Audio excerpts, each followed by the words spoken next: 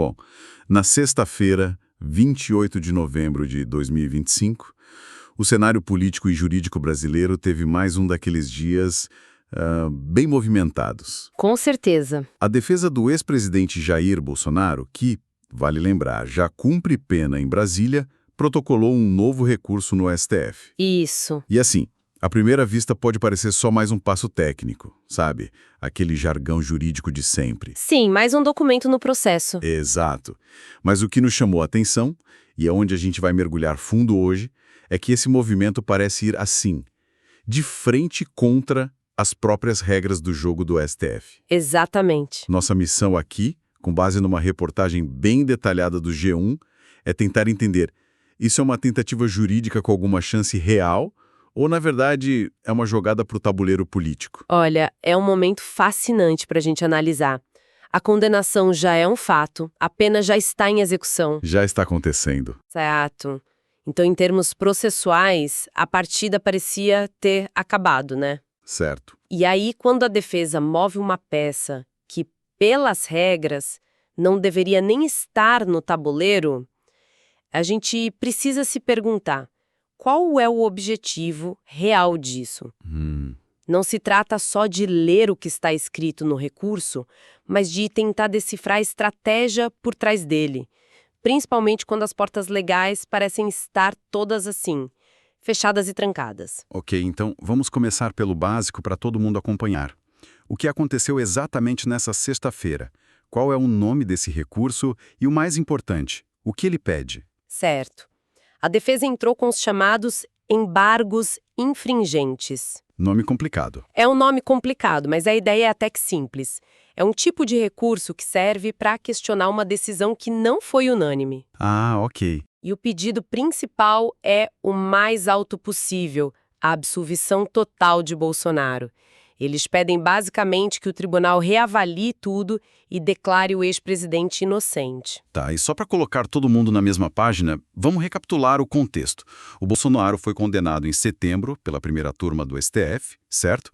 E não foi uma pena leve, né? De forma alguma. A pena estabelecida foi de 27 anos e 3 meses de prisão. 27 anos? É, e como a reportagem do G1 frisa bem, não é uma discussão teórica. No momento em que esse recurso foi apresentado, o ex-presidente já estava cumprindo essa pena. Onde? Na carceragem da Polícia Federal em Brasília. Ou seja, a decisão já estava produzindo efeitos muito práticos e imediatos. E essa decisão veio da primeira turma. Muita gente ouve falar do plenário do STF com os 11 ministros, mas nem sempre fica claro o que são essas turmas. É um ponto muito importante. O STF tem o plenário, que é a reunião de todos os 11 ministros, a instância máxima. Certo. Mas, para dar conta do volume assim gigantesco de processos, a corte se divide em 2 grupos menores. A primeira turma e a segunda turma, cada uma com 5 ministros. Entendi. E a grande maioria dos casos, inclusive processos criminais como este, são julgados nessas turmas, para dar mais agilidade. Então a condenação do Bolsonaro foi decidida por um colegiado de 5, não de 11. Ok, mas aqui tem um detalhe que torna esse recurso da defesa ainda mais curioso. Apenas 3 dias antes, na terça-feira, o ministro Alexandre de Moraes, que é o relator, tinha basicamente colocado um ponto final no processo, não é? Exato, e esse é o pulo do gato. Moraes determinou o fim da ação penal e o trânsito em julgado. O que isso quer dizer em bom português? Em bom português, ele disse: acabou, não há mais recursos possíveis aqui, a decisão é definitiva e deve ser cumprida imediatamente. Uau! E ele não fez isso só para o Bolsonaro, foi para todos os 7 réus condenados no mesmo processo. Foi um sinal muito claro de que, para o relator, o jogo tinha terminado. Espera um pouco. Se o relator, que é quem conduz o processo, declara o fim da linha na terça, como é que a defesa pode simplesmente chegar na sexta com um recurso novo? Pois é. Parece que estão tentando arrombar uma porta que o próprio juiz acabou de trancar e, sei lá, jogar a chave fora.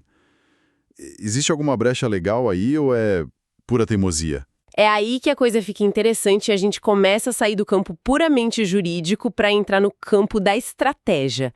A sua analogia da porta trancada é perfeita. A defesa está, de fato, batendo numa porta que, segundo as normas do STF, não deveria abrir. E a chave para entender isso está na regra para poder usar esse recurso específico, os embargos infringentes.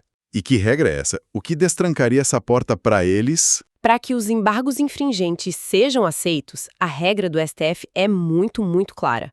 O réu precisa ter tido, no mínimo, 2 votos a seu favor pela absolvição durante o julgamento na turma. 2 votos? 2. A lógica por trás disso é que, se de 5 ministros, 2 discordaram da condenação, isso sinaliza uma divergência relevante, sabe? Forte o suficiente para justificar uma nova análise. Mostra que a decisão não foi, digamos, esmagadora. Entendi. A regra existe para evitar que qualquer condenação por 4-1 ou mesmo 3-2 seja rediscutida para sempre. Precisa haver uma divisão de opiniões mais substancial. Exato. Então a pergunta de $1 milhão é: quantos votos pela absolvição o ex-presidente teve? E aí está o nó da questão. Ele teve apenas um. A reportagem do G1 confirma que o único ministro que votou para absolvê-lo foi Luiz Fux. Então a matemática não fecha. A regra exige 2, ele teve 1. Fim de papo, processualmente falando? Processualmente falando, sim. É como tentar comprar algo que custa R$2 tendo só uma moeda de R$1 no bolso. Não dá. Não cumpre o pré-requisito básico. Por isso, a expectativa dentro do tribunal, segundo a apuração da matéria, é que o ministro Moraes nem leve o recurso para discussão. Ah, então ele pode rejeitar sozinho? Pode. O caminho mais provável é o que a gente chama de rejeição monocrática. Ou seja, ele mesmo, sozinho, rejeita o recurso de imediato por não atender às condições formais. Certo. Mas isso me deixa ainda mais intrigado. Se a regra é tão clara e a chance de sucesso é praticamente nula, por que um time de advogados de alto nível, que obviamente conhece essas regras de cor, gastaria tempo e recursos para protocolar uma peça que parece fadada ao fracasso? Exato. Deve ter algo mais em jogo aqui. Isso não pode ser só um erro de cálculo, né? Não é. É aqui que a gente precisa colocar os óculos de estrategista. É uma jogada de, no mínimo, 2 níveis. Como assim? No nível jurídico, eles cumprem o rito de esgotar absolutamente todas as vias recursais, por mais remotas que sejam. Isso serve para, no futuro, poderem alegar que tentaram de tudo e que o direito de defesa foi exercido em sua plenitude. Entendi. Mas e o outro nível? O nível mais importante aqui, provavelmente, é o político. Ao apresentar esse recurso, mesmo sabendo da provável rejeição, a defesa mantém a narrativa de que o processo é injusto. E de que a luta continua. É uma mensagem direta para a base de apoiadores do ex-presidente, sabe? Cada novo recurso, cada nova manchete alimenta a ideia de que ele é uma vítima do sistema. Então a peça não é para os ministros. Exatamente. Não é uma peça jurídica para convencer os ministros, mas sim uma peça de comunicação para a opinião pública. Mantém um assunto vivo. Faz todo sentido. A batalha nos autos do processo pode estar perdida, mas a batalha pela narrativa continua. Isso. E esse recurso tem um segundo pedido, não é? Não é só sobre a absolvição. Tem um plano B embutido. Isso. E esse plano B é tão interessante quanto o plano A. Sabendo que o pedido de absolvição via embargos infringentes provavelmente não passaria, o que eles fazem? A defesa faz um segundo pedido. Caso os embargos não sejam aceitos, que o processo inteiro seja retirado da primeira turma e levado para julgamento no plenário, com os 11 ministros. Agora a estratégia fica bem mais clara. Eles estão dizendo, ok, se vocês não vão reverter a decisão aqui nesse grupo de 5, então levem o caso para o tribunal completo. Precisamente. Levem para a grande arena. E qual é a justificativa que eles usam para isso? O argumento central é a magnitude do caso. A defesa alega que um processo envolvendo um ex-presidente da República, com a enorme repercussão que tem, não deveria ser decidido por um colegiado de só 5 pessoas. A tese é que a importância do réu e do assunto exigiria a deliberação de toda a Suprema Corte, para dar mais peso, mais legitimidade e, quem sabe, ter um resultado diferente. A reportagem do G1 cita algum trecho dessa argumentação? Às vezes, o jeito que eles escrevem revela muito da estratégia. Sim, cita, e é muito revelador. A defesa escreve no documento, e aqui eu cito um trecho destacado pela matéria. Aspas, a injusta condenação imposta a Jair Messias Bolsonaro, Injusta condenação. já reconhecida pelo eminente ministro Luiz Fux, deve ser submetida ao crivo do plenário do Supremo Tribunal Federal. Nossa, essa frase é uma aula de retórica jurídica. Eles pegam um único voto favorável, o do ministro Fux, e tratam como se fosse uma prova cabal da injustiça. Exato. E usam isso como trampolim para pedir a mudança para o plenário. É um jeito de dizer, olha, não somos só nós que achamos isso, um de vocês já concordou conosco, então o caso é complexo o suficiente para merecer a atenção de todos. Perfeito. Eles transformam a única voz dissidente num argumento para escalar o debate para o palco principal. É uma tentativa de transformar uma derrota de 4-1 num empate técnico que mereceria uma nova partida com todos os jogadores. Mas essa estratégia de levar por plenário também não encontra um muro pela frente. Imagino que a organização de onde cada caso é julgado não seja aleatória. Encontra, e um muro bem recente e bem sólido. A reportagem aponta um fato crucial que a defesa parece ignorar de propósito. Que é, Existe uma regra interna do STF, uma emenda regimental aprovada em dezembro de 2023, que determina especificamente que os julgamentos de ações penais, como é o caso, devem ocorrer nas turmas. peraí, então a própria estrutura que eles estão contestando foi formalizada pelo tribunal há menos de 2 anos. Exatamente. Eles estão, na prática, pedindo para rasgar uma regra que o próprio STF criou para se organizar. Isso. E essa regra não foi criada no vácuo, né?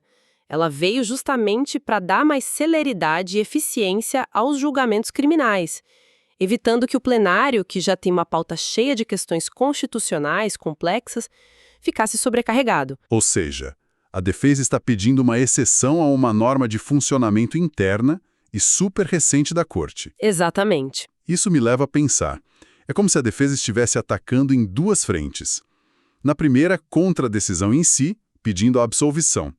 E na segunda, contra o próprio processo, questionando quem deveria ter julgado. Sem dúvida. Parece mais do que uma simples tática. Parece um questionamento da legitimidade de todo o julgamento. Sim. Ao questionar a competência da turma, eles plantam a semente da dúvida. Será que a decisão teria sido a mesma se todos os 11 ministros tivessem participado? É uma boa pergunta. É uma pergunta que, mesmo que o recurso seja negado, fica no ar para o debate público. Eles podem não ganhar no tribunal, mas marcam um ponto no discurso político de que o processo não foi justo na sua forma. Então vamos amarrar as pontas aqui. Temos um recurso final que, no seu pedido principal de absolvição, esbarra numa regra matemática clara do tribunal. A falta do número mínimo de votos. Parece uma causa perdida. Juridicamente, as chances são remotíssimas. A porta está fechada pela regra dos 2 votos. E como plano B, eles pedem para mudar o jogo para o plenário, mas essa porta também foi fechada recentemente por uma nova regra interna do próprio STF. Correto. É uma segunda barreira processual, esta sobre a competência do órgão julgador. Portanto, o que a gente está vendo aqui parece ser menos sobre reverter a pena e mais sobre construir uma narrativa. Uma narrativa de que todas as vias foram tentadas e que o próprio sistema, com suas regras, foi o responsável por uma condenação injusta. Perfeito. É uma peça final para a posteridade. E para a militância. É a crônica de uma derrota anunciada nos tribunais, mas que é transformada em combustível para a batalha política que continua fora deles. Esse episódio ilustra perfeitamente essas guerras de guerrilha processual que acontecem depois de uma condenação de alto perfil. A decisão principal já foi tomada, a pena está em curso, mas a luta continua nas margens, nos detalhes do regimento, sabe? Cada argumento, mesmo que fadado ao fracasso, serve para testar os limites do sistema e, principalmente, para solidificar uma narrativa para o público externo. Exato. E isso nos deixa com uma reflexão final que a própria discussão sobre levar o caso ao plenário levanta. Sim. A fonte menciona essa regra de 2023 que consolidou os julgamentos criminais nas turmas. Isso nos convida a pensar sobre uma tensão que existe no coração do judiciário. O que é mais importante? A agilidade de um julgamento feito por um grupo menor ou a representatividade e o peso simbólico de uma decisão tomada pela corte completa? É o clássico dilema entre celeridade e legitimidade. Um julgamento mais rápido, na turma, pode ser visto como mais eficiente, mas corre o risco de ser percebido como menos robusto. Certo. Já um julgamento no plenário é mais lento, mais custoso, mas carrega o peso simbólico de ser a voz da corte na sua totalidade. E para casos de enorme repercussão nacional, como o de um ex-presidente? Exatamente. Para esses casos, a pergunta permanece: a eficiência de uma turma compensa a perda do simbolismo de uma decisão plenária? A resposta a essa pergunta define não só o destino de um processo, mas a própria imagem que o Supremo projeta para a sociedade.